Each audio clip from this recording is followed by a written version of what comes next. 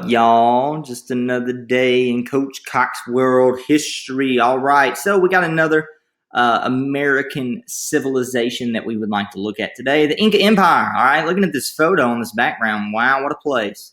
That looks like, the type of place where, I'd like to visit one day. Maybe you'd like to visit. Also, nice little llama right there. Beautiful llama, beautiful creature. But looking at this photo, lots of things you can notice about it. The stones that are put together to build here, huge mountain in the back, beautiful clouds, lots of lush vegetation. So something that we're going to look at today is how these people thrived, where were they, and what did they do while they were around. So well, that gets, y'all aren't supposed to see that. Yeah, that's a strange photo. Y'all got a weird history teacher. All right. So geography. All right. So first of all, let's talk about what their geography was like. If you look at the green that kind of squiggles down the side of that there, that is the Inca Empire. So geography, what was it like? If you look at this physical map, you might say, I noticed several things. One might be the mountainous region. It is along the Inca Empire. It was along a mountain chain known as the Andes Mountains. You'll also notice that there were lakes in the area, like Lake Titicaca and Lake Poopó. All right. So you got lakes like that, lots of rivers in the area. And what do you notice about these cities? So first of all, I think the thing that you're going to notice the most is they are very I guess you could say isolated, but yet connected at the same time. They are all in the mountains for these people, and they are connected by, guess what? Roads. Roads, what do they allow us to do? First of all, they allow us to communicate, trade, work together, collaborate, right? But this is going to be a very interesting empire that's going to be hard for a lot of South American groups to try to topple. The Incas have a very strategic location in the mountains where they're going to be able to protect themselves well. Think of people, throughout history who have had this situation. China at parts. You could even talk about places like Greece that we've looked at, and then not to mention some of the African civilizations with things like the Atlas Mountains that stood in the way of people coming in. But anyway, so how long do you think? How long do you think this empire spanned? From top to bottom, it was about 2,500 miles. And to put that in perspective, that's close to maybe 2/3 across the United States of America. So very long, very narrow empire. So here's a modern day statue in Cusco, Peru. And who it was Emperor Pachacuti. So just an overview of these guys. I'm not going to go into too much depth, but he's considered the best emperor they ever had. And reasons why is he set up a strong central government. And anytime we're talking about empires or kingdoms, they're not democracies. The people aren't going to have a lot of say, but you're going to usually see one leader who justifies his rule, usually through the gods or through his likability factor, I guess you could say. And he was going to be an emperor that the Incas were going to listen to. One thing he's going to do to make sure people are on the same page when he conquers them, he's going to say, you have to learn one language, right? Like, for instance, when you come to the United States and you're in school, you're taught the English language, right? And we want to make sure people here can speak that. If you go to Spain, they're going to make sure you know Spanish. If you go to France, they're going to make sure you know French. He wanted all people in the Incan Empire, or the Inca Empire, to understand, look, we're going to have one language. That language is Quechua. And he is going to build lots of roads. If you go back to what we saw a second ago, you have all these roads in red that connect all these different major hubs of the civilization. So that's going to be something he's going to do to bring these people together and to make them a strong, prosperous empire. Here's something. This is actually what y'all were looking at a second ago. What do you think that is? You'll notice that it looks like everything has been cut out of a mountain. How was it done? I can't imagine doing this, thousands of years ago. Because the reason why is because, what type of tools do they have? Today we have excavating tools and things like that we use, but this was all done by hand. So check us out. Built by Emperor Pachacuti, all right, this guy right here. He built this city up in the Andes Mountains, known as Machu Picchu.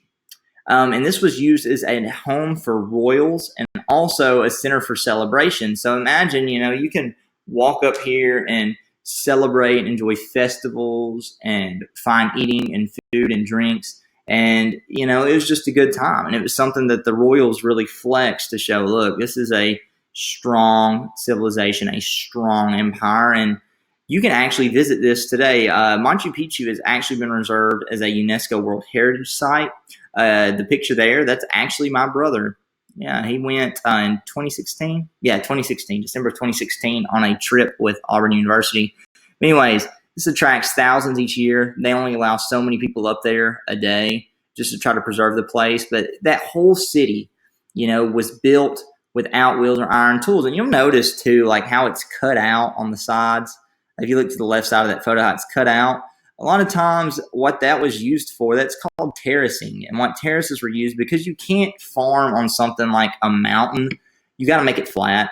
So they would cut into the sides of these things to allow there to be more storage, also opportunity. Sometimes you see terrace farming and, there'd be tons of different plants on the side of these mountains, and it would make it flat so they could plow and harvest without, risking hurting themselves or, it just being on an uneven field or landscape. And I mean, the impressive thing, like I said, is built all with just simple tools. And I can't imagine that. This right here was something that was used by the Inca. It's actually called a quipu. All right. And if you look at this, I've had students in the past say, oh, that's a headdress, or, oh, that's a necklace. It's actually none of that. What this is almost a form of writing, believe it or not.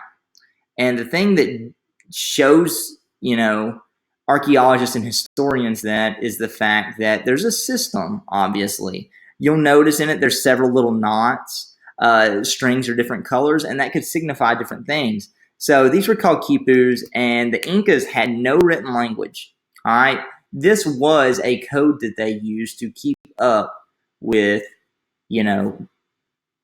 history, records, things like that. And you had different colors and different lengths and different type of strings, and you would do different knots. You'll notice the knots here are all done differently. And there's actually a book right there that someone had written of just, showing, hey, this is culture. This is, math. This is history. And this is how they kept track of that stuff. So really interesting, quipu. Do I know how to read it? No. But it's still really neat. All right, and then we notice this guy right here. He probably is looking a lot different than the natives from this area of the world. You'll see that he has very fair skin. He is probably like, from Europe. So as you can probably guess and assume, the Inca are no longer around. And because of that, we need to investigate what really happened to them. So this guy right here is a guy named Francisco Pizarro. You'll notice he's dressed real nice. He's got armor on in both his pictures. Looks like he has a, telescope where he can see islands or lands on his voyages or expeditions, and a sword. So anyways, he was a Spanish conquistador. As y'all know, looking at what the Spanish were doing in the Americas, they had the 3 G's, right? The first G, God. One goal was to try to indoctrinate people to join the Christian faith, mainly Catholicism, because that was the Christian faith at the time. You'll learn later down the road about the Protestant Reformation and the idea of different churches and people following the Bible differently based on the way they interpret it. But the first G was God. Let's try to convert these people to Christianity. The second one, goal. Obviously, they want to get rich from their conquest. And then finally, glory. Let me see if I can make a name for myself. Let me see if I can make a name for, my country, mainly in this case, Spain. But Francisco Pizarro is a Spanish conquistador, and he is going to conquer the Inca, no problem. And it's very similar to what Cortez did with the Spanish. Not that this was on purpose, but biological warfare, I guess you could say, became a factor. The people who were Inca were not immune to the diseases that were being brought in by the Spanish. The Spanish, if you start looking at who they were in constant interaction with Asia. Africa, all of Europe, right? Different groups in Europe. They aren't going to have a problem with a lot of these diseases affecting them. But when they show up to a civilization that had never really interacted with anyone else other than themselves and close neighbors, this is going to be a huge blow. And with smallpox and other diseases, they are going to have no problem demolishing 80,000 Inca warriors. So after he conquered the Incas, this is where Spain, and you'll learn about this next year, Spain is really going to be the main driving force in colonization of the Americas. You'll learn about New Spain. You'll see where the French and the British and the Portuguese, they all want to get involved in this too. And they are going to start creating their own colonies. It's just so happens that in the state of Alabama, the Spanish were one of the first groups to try to colonize Alabama, which they lost it. And then the French and the British kind of get involved with coming in. And then eventually, as you know, when the 13 colonies declare independence, they'll eventually expand and need more territory. And the state of Alabama will become a state in the 1830s. So anyways, I believe that's right, 1830s. So anyways, with that all being said, the Incas, they're going to have a long-lasting empire that's going to last for several hundred years. Very interesting geography, interesting culture, and this is kind of a little bit about them. So anyways, we'll learn more. Anyways, I hope y'all have a great day, and y'all keep being awesome. All right.